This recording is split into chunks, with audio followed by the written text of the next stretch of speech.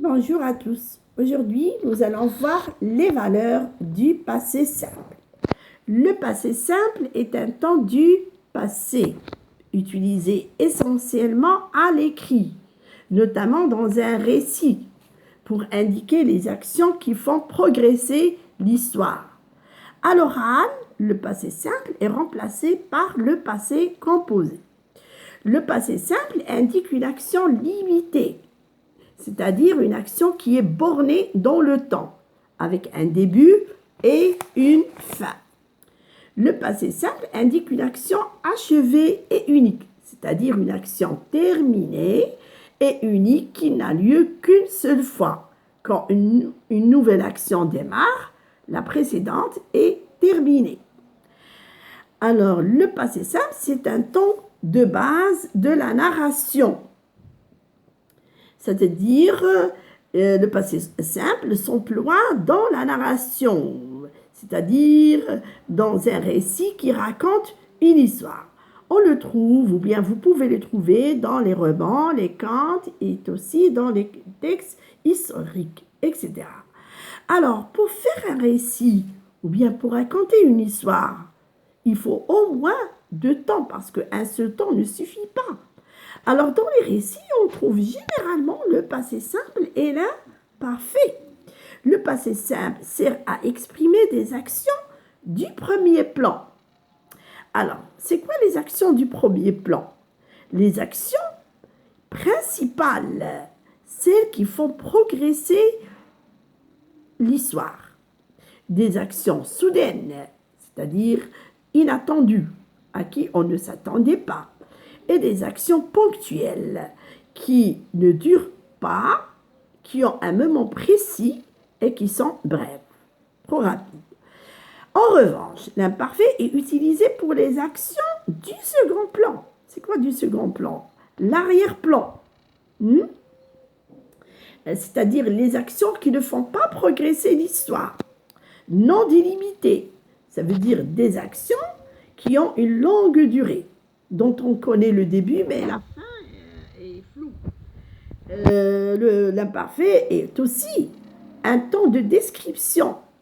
Il sert à décrire, notamment dans un récit. L'imparfait est utilisé pour installer le cadre, pour créer l'atmosphère et pour faire la description des personnages ainsi que le paysage où se déroulent les actions. Bien. Alors, maintenant, on va voir un petit texte dans lequel on va choisir est-ce que c'est l'imparfait ou bien le passé simple. Alors, choisis entre l'imparfait ou le passé simple. Marie, le verbe avoir, de grands yeux. Et qu'est-ce qu'on va mettre ici? Imparfait ou passé simple? Qu'est-ce qu'on va dire? Marie avait de grands yeux ou bien Marie eut de grands yeux? Alors, on est au début du récit. Alors, on installe la situation par une description. On décrit les yeux ici de Marie. Donc, on va choisir l'imparfait. Et on va dire Marie avait de grands yeux. Alors, Marie avait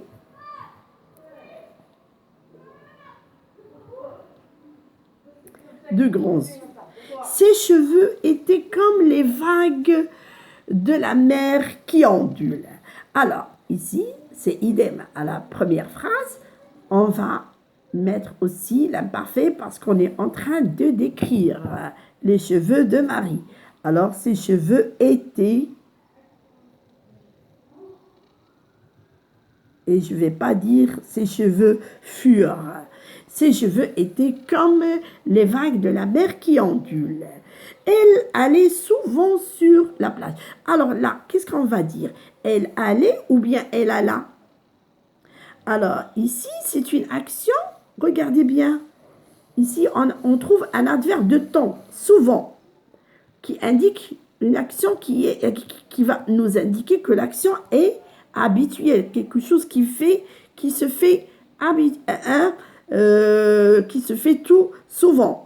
Alors, c'est une action qui est habituelle et répétée ici. Alors, Ici, on va dire elle allait. Donc, on choisit l'imparfait. Elle allait.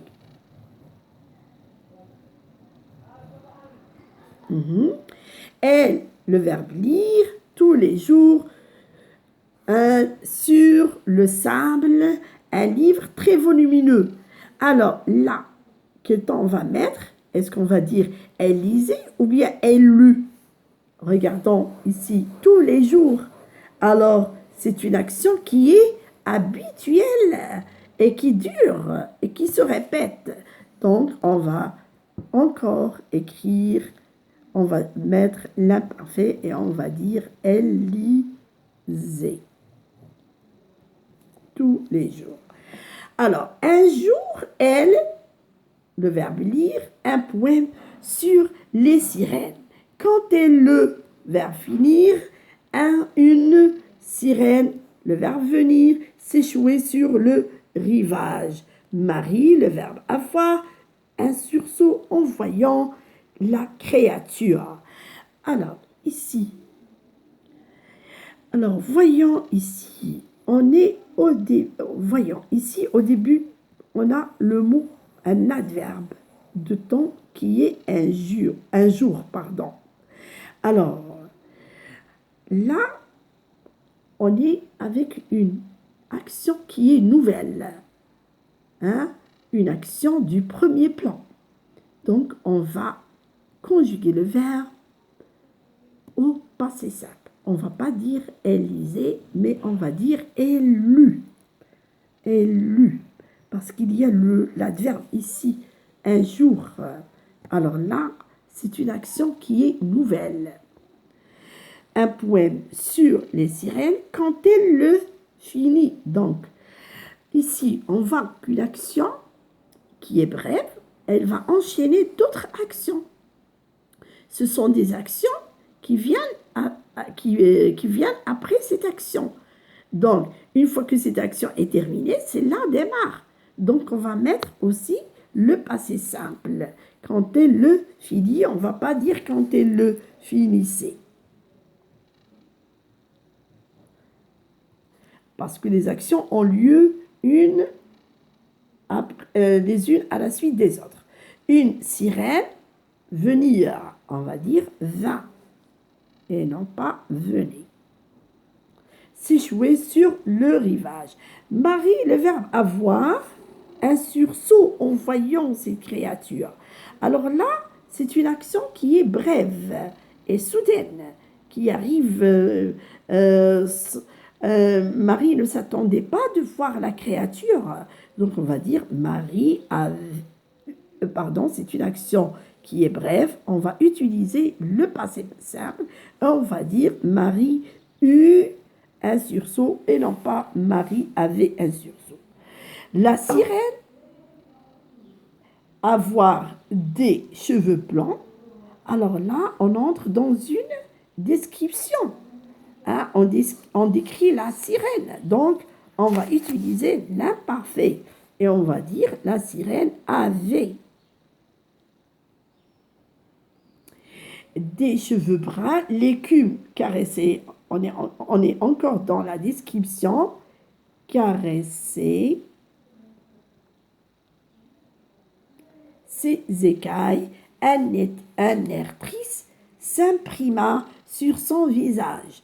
Alors, un air triste s'imprima, c'est une action qui est brève. Alors, on va utiliser le passé simple et on ne va pas dire s'imprimer. Parce que c'est une action qui est soudaine.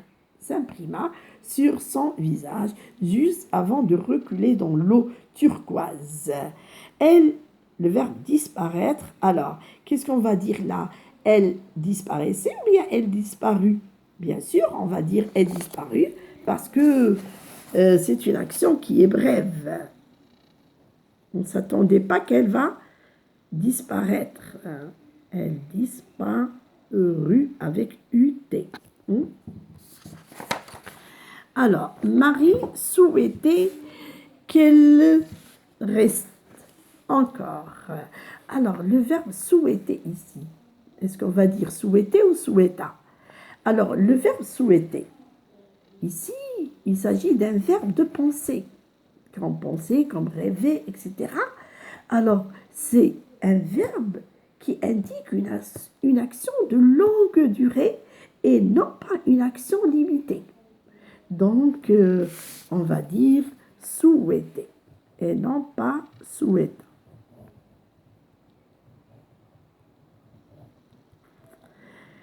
Alors, j'ai terminé. J'espère que vous avez bien compris. Je vous remercie de votre attention. À bientôt.